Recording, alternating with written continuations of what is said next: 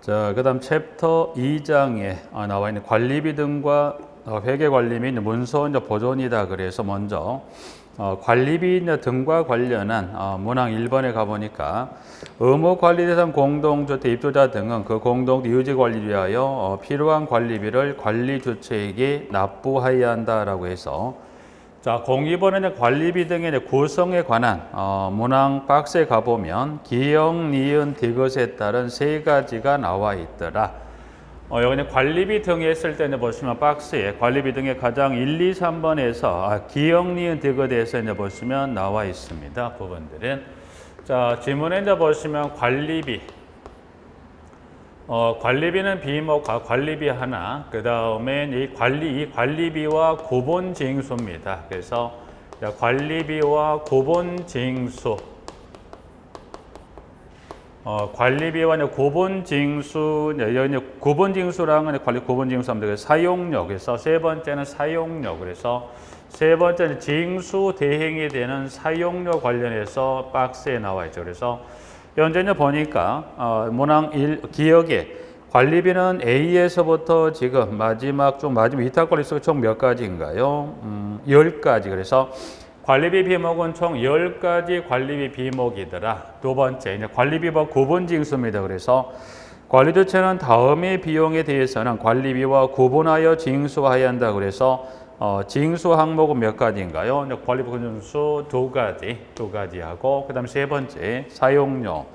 사용료는 보면 이제 관리주체가 징수권자를 대행해서 징수를 대행하는 항목이 몇 가지가 있다. 그래서 정기로부터 해서 마지막 선거관리위원회 운영 경비까지 해서 지금 보시면 9가지입니다. 그래서 사용료는 9가지에 관련된 이제 징수 항목에 따른 9가지를 해서 이렇게 사용료로 정하고 있더라라고 해서 지문 확인합니다. 자, 일단 지문은 가장 기초적인 부분은 여러분들이 관리비 비목, 그다음 구분징수 항목 둘, 사용료 둘에서 지문에 나와 있는 부분들이죠. 일단 그러면 그 중에서 관리비 중에서 보시면 일반 관리비에서부터 위탁 관리 수수료까지 이제 그 중에 이제 10가지 관리비 비목 중에 이제 보면 그 중에 G번하고 H번에 GH의 난방비, 급당비, 이거 이제 보면 그 10가지 중에서 그 중에 난방비하고 그리고 급탕비 있죠. 이 난방비와 급탕비. 여기서는 10가지 그 비목 중에 여기 난방비, 급탕비라는 것은 무슨 난방일까요? 그래서 여기서 말하는 난방, 급탕비는 중앙 난방 방식인 경우를 생각해요. 이건 따로 지칭을 하지 않았지만 중앙 난방이란 거 하나 확인하시면서 자, 일단은 디귿의 사용료 등의 D번호 가볼까요? D번에 가면 지역 난방 방식인 공동택의 난방 급탕비. 그래서 여러분들 보면 여기는 그 9가지 사용 항목 중에 지금도 보시면 여기서 지역 난방 방식의 난방비와 뭡니까? 급탕비. 그래서 일단 난방비, 급탕비만 잠깐 구분한다고 하면 구체적으로 지문에 현재 지역 난방 방식인 경우라고 주고 지역 난방 급탕비 어디로 분류가 됩니까?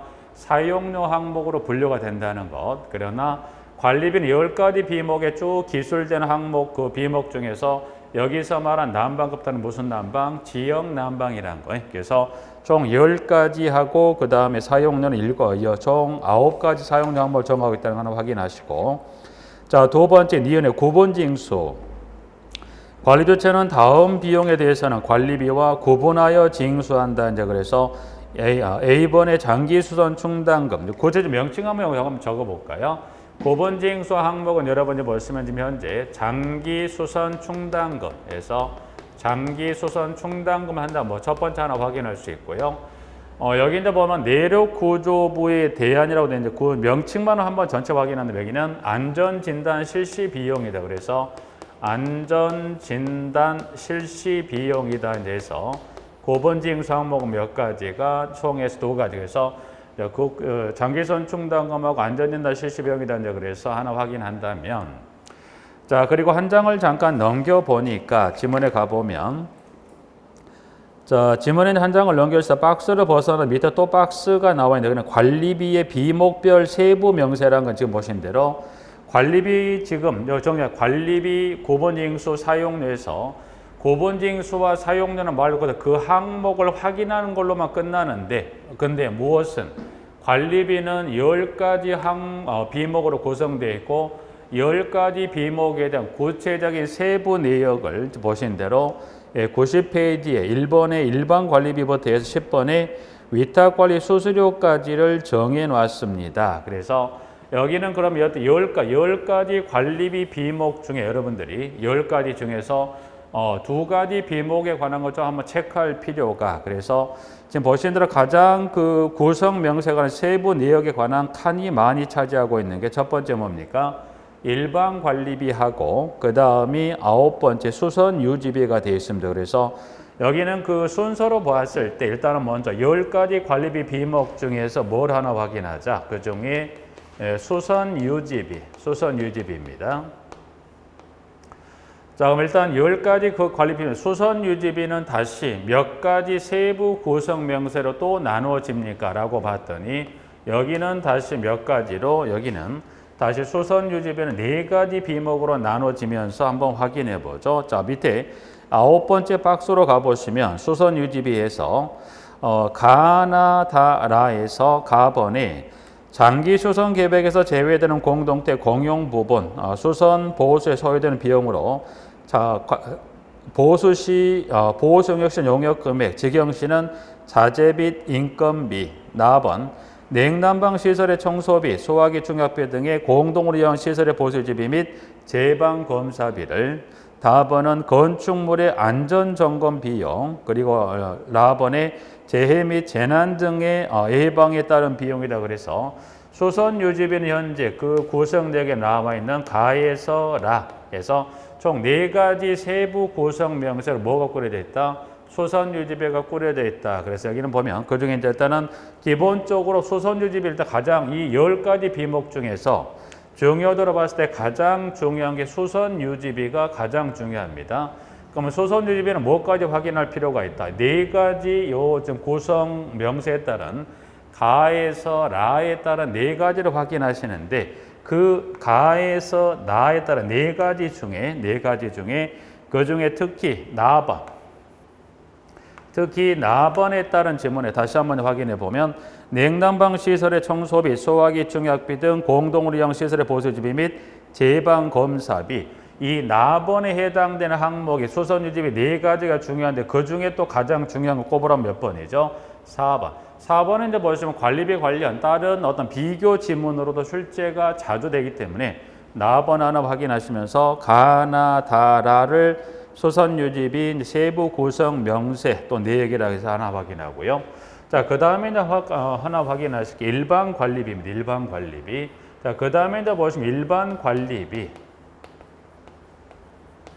일반 관리비는 지금 총 7가지 세부 명세로 또 나눠집니다. 그럼 이 7가지를 다 정리할까요? 그래서 여기서는 지금 문항 지문에 지금 뭐 음영을 약간 주어진 그 부분의 3가지죠. 그래서 나, 다, 사. 그래서 뭐 총 7가지 중에 현재 보셨을 때 그 중에서 나번하고 그 세부 명세 중에 나와 다와 그리고 마지막 사. 그래서 이 관련 세부 명세 정도 확인할까요? 그래서 지문에 나번에 가면 제3호비다 이제 그래서 일반 사무용품비, 도서인쇄비, 교통통신비 등의 관리사무에 직접 소요되는 비용은 일반 관리비 어디로 부과됩니까? 제3호비로. 그 다음 3번 제세공과금, 관리기구가 사용한 전기료, 통신료, 우편료 및 관리기구에 부과되는 세금 등은 어디로? 제세공과금으로. 그리고 4번에 그 밖의 부대 비용이다. 이제 그래서 관리용품 구입비, 회계감사비, 그 밖에 관리 업무에 소요되는 비용이라 이제 그래서 그 밖의 부대 비용이다. 이제 그래서 여기 7가지 구성 명세 중에 지금 나, 다, 사에서 총 3가지만 하나 확인하십니다. 부분들은. 자, 이제 그러면 여기까지 확인했다면 한 예를 들어서 지문 그 세부 명세 중에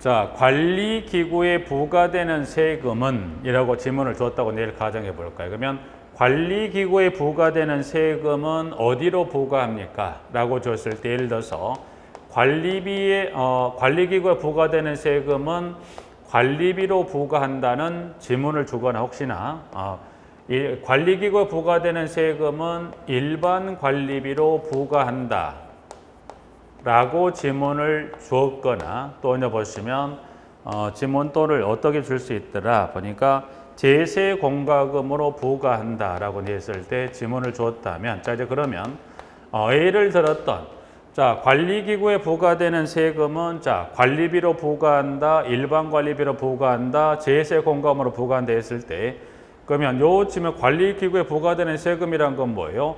관리비, 일반 관리비, 제세공과금으로 부과한다 했을 때 각각 OX로만 처리해 볼까요? 그러면 관리기구에 부과되는 세금이라는 질문을 줬을 때 관리비로 부과한다 OX, 일반 관리비 부과한다 OX, 제세공과금 부과한다 OX 했을 때 이때 가로에 들어갈 질문 OX로 부과된다, 아니다 했을 때 부과된다, 뭐 아니다, X라고 했을 때 관리기구에 부과되는 세금은 관리비로 부과된다, OX. 만약 지문을 줬을 때 맞습니다.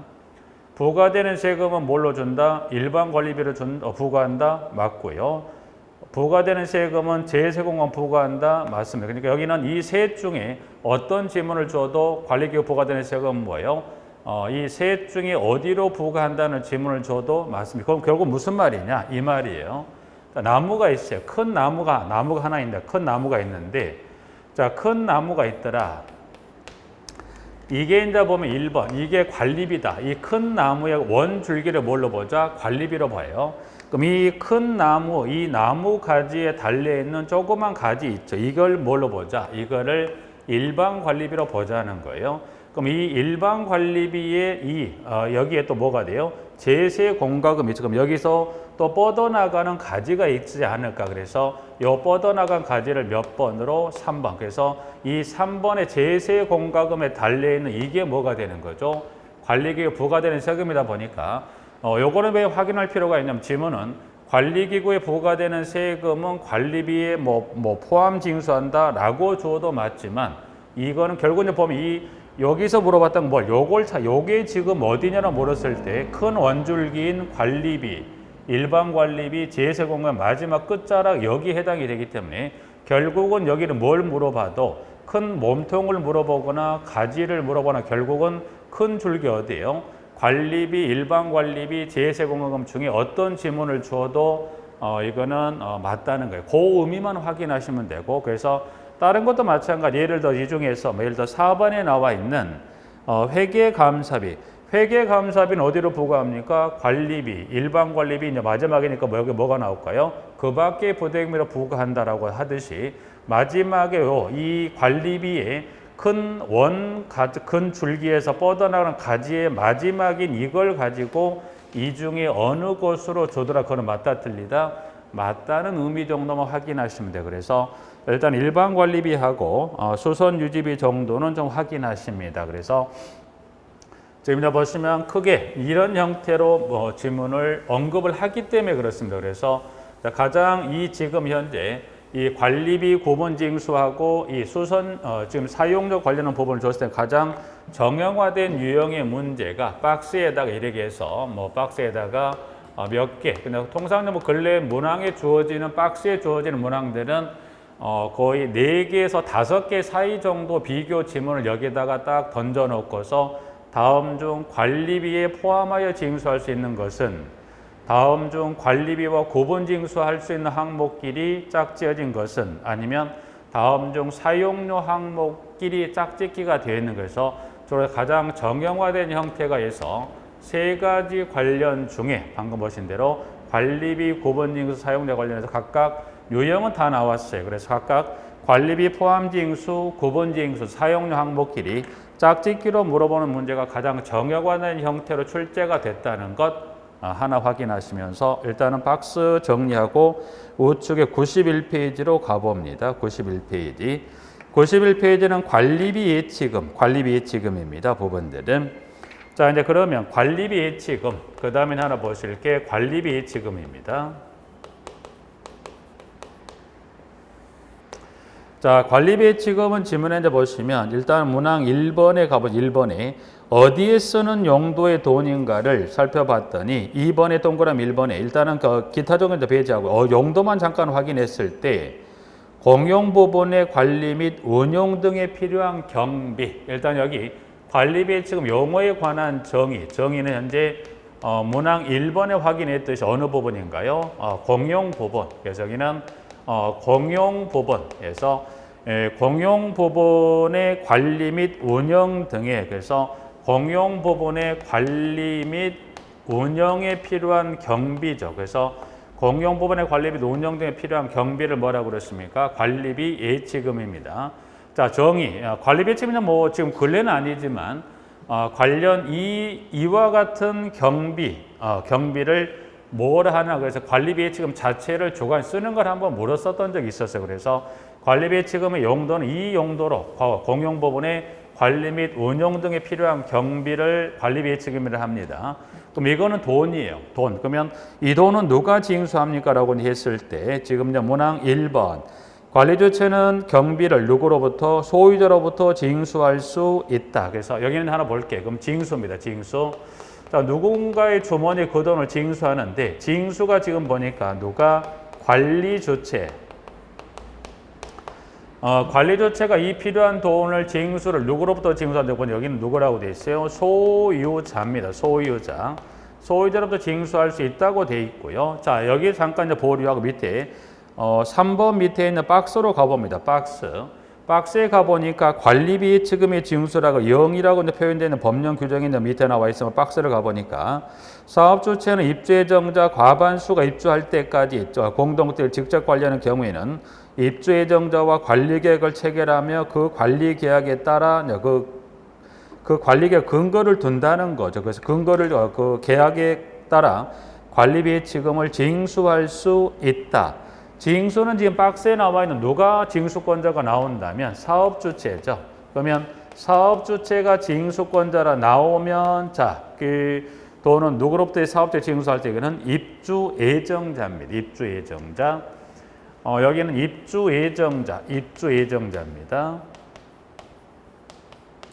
자, 여기서는 하나 중간 점검하면 분명 용도는 이 용도로 쓰는 돈인데 징수는 분명히 주체, 그 징수하는 주체가 따라서 관리 주체라면 소유자로부터 징수할 수 있다. 만약 징수가 사업 주체라면 누구로부터 징수할 때 그걸 입주 예정자로부터 징수할 수 있다. 이건 도대체 같은 경비인데 왜 이게 관리 주체 또는 사업 주체 이게 두 가지로 나눠져 있나 부담이 주체가 생각할 수 있었는데 관리비 예치금의 이 징수에 관한 법령이 처음에 이 법령으로 들어올 때 이 두 개 법령이 동시에 들어온 게 아니었어요. 그래서 관리비 예치금의 이 정의에 따른 용도 속에 처음 들어왔던 게 사업주체 입주예정 요 규정이 처음이 들어왔고요. 이후에 여러 가지 문제가 좀 불거지다 보니까 이 규정이 있었고 이후에 관리주체가 징수할 수 있던 규정에 따른 현재 1, 2, 3번에 따른 규정이 차후에 들어왔기 때문에 그런 논란이 여전히 차치하고 이제 시험을 준비한 입장을 하면 단순하게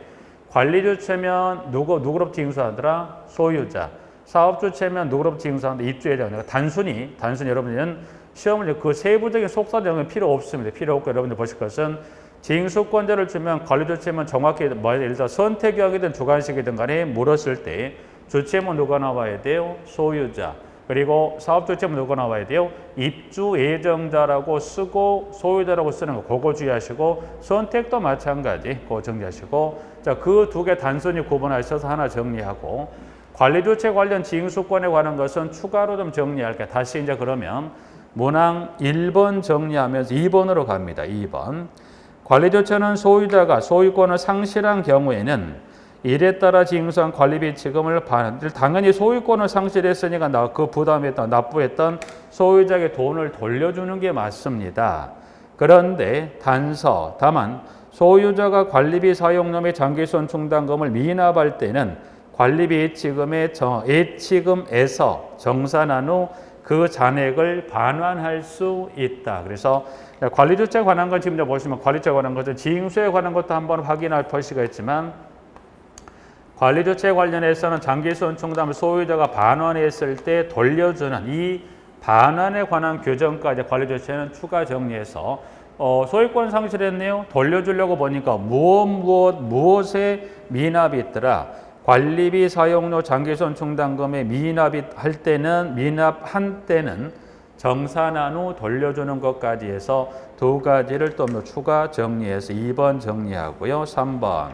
3번은 관리비 등의 집행을 위한 사업자 선정입니다. 3번. 그래서 일단 문항번호 그대로 한번 가볼까요? 집행을 위한 사업자 선정입니다. 사업자 선정인데 보시면 여기는 누가 주어지는 공사 영역별에 따라서 누가 사업자를 선정하고 집행할 것인지를 물었습니다. 부분들은. 자, 이제 박스에 가보니까 동그라미 1번. 관리조차 또는 입자대표 회의는 다음 구분에 따라 사업자를 선정하고 집행해야 한다. 그래서 그 영역 공사 또는 영역별에 따라서 동그라미 1번에 1, 2, 3에 따라서 선정 집행하는 주체가 좀 다릅니다. 그래서 자, 이제 그러면 현재 그 교재 박스 내용의 문항 지문 번호로 갔을 때 그렇죠. 그래서 문항 번호 1번에 가시면 1과 2와 3에 따라 1, 2, 3에 따라서 그럼 결국 1번은 여러분이 뭘 확인하실 필요가 있더라. 그래서 결국 여러분들이 1, 2, 3번은 주어지는 건 보면 여기 이 주어지는 물음표 관련 공사의 영역에 따라서 1, 2, 3번의 선정 집행하는 주체가 다르더라라고 했을 때 이제 밑에 3번부터 해서 올라가 보죠. 자, 그러면 3번에 주어지는 공사 영역이면 해서 세 번째를 가봤더니 자, 공사는 가번에 장기소선 충당금을 사용하는 공사, 나번에 가보니까 전기안전관리를 양걸 넣고 해서 전기안전관리라는 영역, 그래서 가와 나에 따른 공사 영역이면 선정 집행이 이원화가 돼 있어요. 그래서 보니까 여기는 자, 지금 3번의 주어진 두 가지는 이때는 선정하고 그리고 집행을 누가 하냐 봤더니 일원화되는 게 아니라 선정은 누가 입대표의, 집행은 누가 관리 주체가 라고 해서 3번은 어느 한 주체에 의해서 일원화된 게 아니라 나뉘어 있다라고 해서 선정, 집행, 이원화되어 있는 것은 지금 두 가지 장기손 충당금을 사용하는 공사와 전기안전관리 용역이라는 밑에는 이원화되어 있어서 선정, 집행, 이원화됐던 거 하나 확인하고요. 자, 두 번째로 올라가 봤더니 자, 이번에 입주자 대표 회의가 사업자를 선정하고 집행하는 사항이다. 그래서 가번 하자 보수 보조금을 사용하여 보수하는 공사, 나번은 사업 주체로부터 지급받은 공동태 공용 부분의 하자 보수 비용을 사용하여 보수하는 공사라면 그래서 2번에 여기 그러면 2번은 지금 선정 집행 이원화되어 있습니까? 아니네. 보니까 여기는 누구예요? 누구에 의해서 선정 집행이 깔끔히 마무리되죠? 입주자 대표 회의에 의해서 선정 집행이 됩니다라고 되어 있죠. 그러면 자, 이제 1번으로 올라갑니다. 1번에 갔더니 보니까 여기는 누가 관리 주체가 사업자를 선정하고 집행하는 사항이라고 해서 두 가지를 정리해 놨습니다. 한번 먼저 보죠.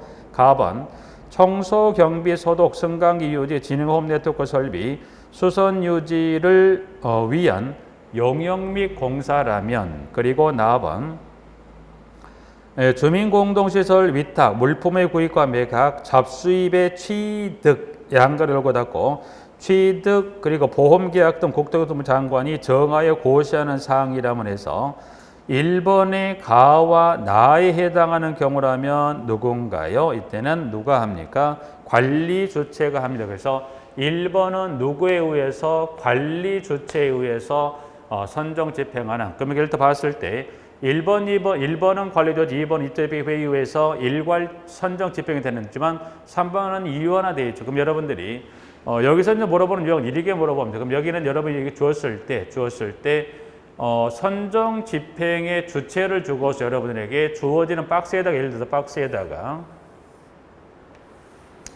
유형은 각각 두 가지씩이었죠. 1번도 하나, 둘, 2번도 하나, 둘, 여기도 하나, 둘에 총해서 각각 1, 2, 3에서 총 경우 수는 6가지 경우를 하는데 이 중에서 여기도 마찬가지 여기도 뭐 한 4가지 정도 이 관련 공사 영역을 여기다 주고서 자 그럼 이 주어지는 공사 영역별에 따라서 지문에 예를 들어서 뭐 입주자 대표 회의, 입주 대표 회의가 선정하고 집행하는 뭐 항목끼리 짝지어진 것을 그럼 여러분들이 이 중에 2번에 이 두 가지가 있는 거 아니 둘 다 줄 수도 있지만 뭐 하나를 주든 둘을 주든 여러분들이 누가 입조자 대표회의가 선정 집행한 이 항목을 여러분들이 이거를 짝짓기를 하든 아니면 오지선다형의 문항을 주든 여러분들이 그걸 확인할 수 있냐는 유형으로 지금까지 시험을 나왔어요. 그럼 여러분들이 자 그러면 정리는 어떻게 하는 게 순서가 될까? 그래서 봤더니 이렇게 하면 낫지 않을까 봤더니 정리는 이렇게 하는 게 순서가 되니까 싶어요. 여기는 여러분들이